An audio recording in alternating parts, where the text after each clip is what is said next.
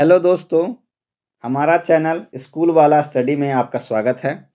हम जैक के मैथ के मॉडल सेट डिस्कस करने वाले हैं जो 10th एग्ज़ाम के लिए बहुत ही इम्पोर्टेंट हैं। आइए हम वीडियो को शुरू करते हैं। इससे पहले की जो क्वेश्चंस हैं वो हमारे चैनल पर उपलब्ध हैं। यदि आपने वो नहीं देखी है तो उसको ज़रूर देखें। आज हम क्वेश्चन नंबर 35 डिस्कस करने वाले हैं। आइए वीडियो को शुरू करते हैं।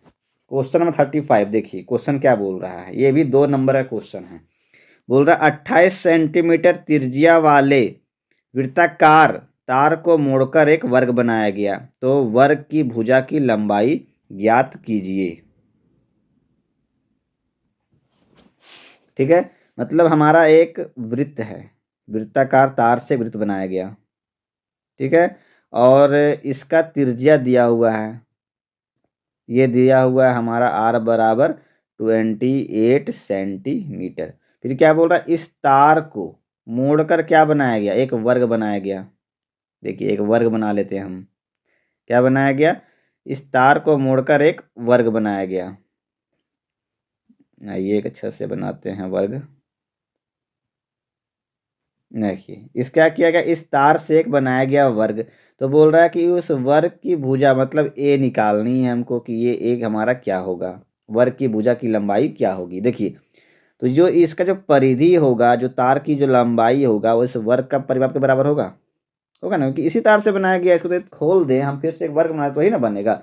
तो क्या करेंगे, इस वृत्त का जो परिमाप होगा, जो परिधि होगा, वो क्या होगा, वर्ग के परिमाप के बराबर होगा। तो लिखते हैं वृत्त, हमारा आर दिया, वृत्त की जो परिधि होगी वो क्या होगा, ये वर्ग के परिमाप के बराबर होगा। क्यों, क्योंकि इसी तार को खोल के हमारा एक वर्ग बनाया गया है। तो फॉर्मूला लगाइए, वृत्त की परिधि क्या होती है, 2πr, और वर्ग का परिमाप क्या होता है, 4 गुने भुजा। भुजा को क्या माने हुए, ए माने हुए हम। वैल्यू पुट करिए, 2 गुने 22/7 पाई का मान, आर देखिए हमारा दिया 28। कहाँ चला गया, आर हमारे कितना दिया हुआ, 28 दिया हुआ है, बराबर 4 इंटू, भुजा को अब ए रहने देते हैं, ये कटेगा 4, 7 एकम 7, 7 चौका 28। ठीक है, अब गुना करिए, 2 गुने 22 गुने 4 बराबर 4 गुने, ये देखिए 4 एक से 4 कट गया, क्या बच गया, ए बराबर 22 गुना 2 कितना होगा, 44 सेंटीमीटर। तो हमारा क्या हो गया, वर्ग की भुजा कितनी निकल गई, वर्ग की भुजा बराबर 44 सेंटीमीटर हमारा हो गया आंसर हो गया। आइए अगला क्वेश्चन देखते हैं। क्वेश्चन नंबर 36, ये क्या बोल रहा है, ये बोल रहा है कि यदि r 5,6 बिंदुओं a 6,5 एवं b 4,y को मिलाने वाली रेखाखंड AB का मध्य बिंदु है, तो y का मान ज्ञात कीजिए। If r 5,6 is the midpoint of the line segment AB joining the points A 6,5 and B 4,y is the 4,y, find the value of y। मतलब बोल रहा है कोई एक ए बी लाइन हमारा है, ए और बी है। ए का जो निर्देशांक दिया हुआ 6,5, और बी कितना दिया हुआ है 4,y, और बोल रहा है इसमें एक बिंदु हमारा आर है, उसका निर्देशांक भी दिया हुआ, क्या दिया हुआ है, इसका दिया हुआ है 5,6। क्वेश्चन में क्या बता रहा है, क्वेश्चन में बोल रहा है ये जो आर जो हमारा है वो क्या है, मध्य बिंदु है। मतलब ये जो रेशियो हमारा जो होगा 1 रेशियो क्या होगा हमारा 1, इसी रेशियो में डिवाइड करेगा, 1:1 होगा, इसका मतलब कि होगा ना। तो आइए मध्य बिंदु का निर्देशांक, तो क्या फॉर्मूला, ये हमारा दिया हुआ है, हमको y निकालना है, तो हम y के कोऑर्डिनेट लेंगे। तो देखिए 6, ठीक है ना, 6 बराबर क्या होगा, y1 + y2, मतलब 5 + y डिवाइड बाई 2 होगा ना। जो एक्स तो दिया हुआ, एक्स निकालेंगे नहीं, काम ही नहीं है, वाई से काम है। तो 6 बराबर y1 + y2 डिवाइड बाई 2। देखिए यहाँ गुना हो जाएगा, तो 6 गुने 2 बराबर 5 + y, कितना हो जाएगा, 6 दूनी 12 बराबर 5 + y। y निकालना है, इधर जाकर माइनस हो जाएगा, तो 12 - 5 कितना का वैल्यू आएगा 7। हमारा वाई कितना आ गया 7, यही हो गया हमारा आंसर। समझ गए? फॉर्मूला पढ़े हैं ना कि ये होता है यदि एक्स का वाई दिया हुआ है, ये हमारा x1 y1 है और ये हमारा x2 y2 होता है, तो y का इंटीग्रेशन क्या होता है y1 प्लस y2 होता है ना। यही फॉर्मूला हम यूज किए हैं। ठीक है, आइए अगला क्वेश्चन देखते हैं। बोल रहा है यदि प्रकाश की ऊंचाई 60 डिग्री है तथा उनसे बनने वाली स्तंभ की छाया की लंबाई 20 मीटर हो, तब स्तंभ की ऊंचाई क्या है?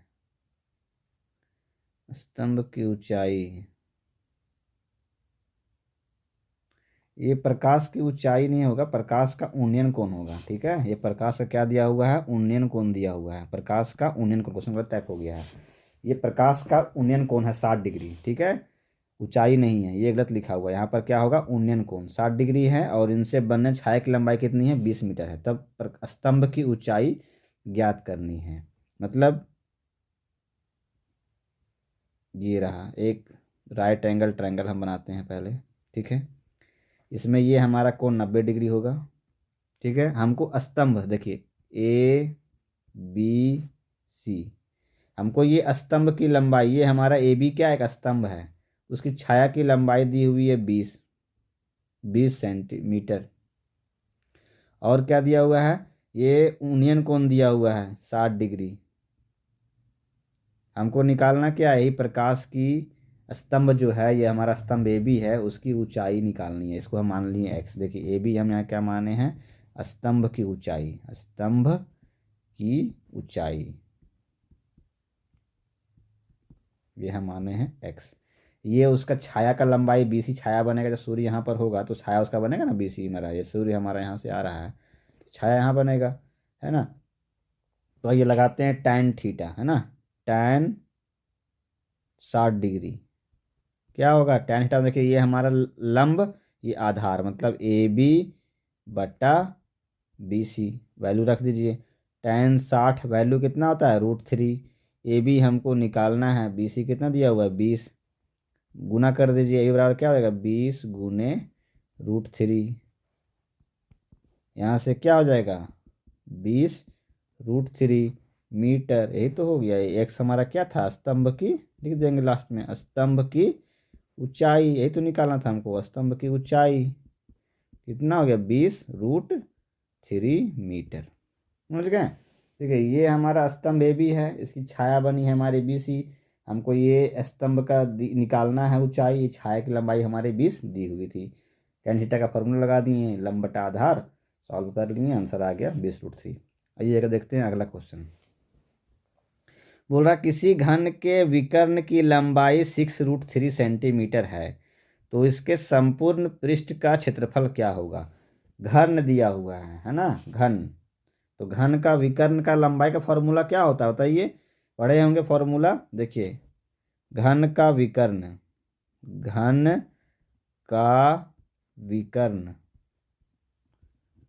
फॉर्मूला क्या होता है √3 × a, जहाँ a क्या होती है भुजा, वैल्यू दिया हुआ 6 √3 बराबर √3a, जहाँ पर a क्या होती है भुजा होती है, √3 से √3 कट गया था, तो a कितना आ गया 6 सेंटीमीटर। हमको निकालना क्या है, इसका संपूर्ण पृष्ठ का क्षेत्रफल, फॉर्मूला क्या होता था ये, घन का संपूर्ण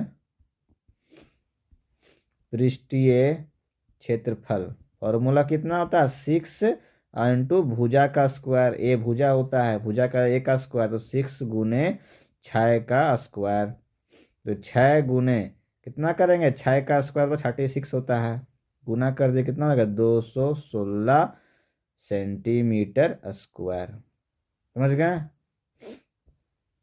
ठीक है, यदि वीडियो आपको अच्छी लगे तो अपने दोस्तों के साथ शेयर करें, वीडियो को लाइक करें। वीडियो देखने के लिए आपका धन्यवाद।